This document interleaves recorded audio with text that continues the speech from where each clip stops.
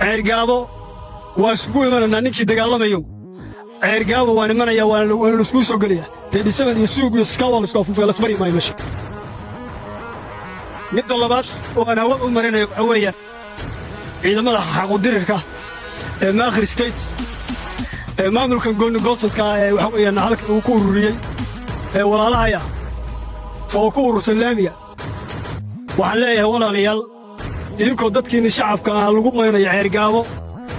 sababaad halkan ugu sugtaan oo nin kale wax idinku yeedhiyo cadawle iyo bandarbeela aad uga dagaalantaan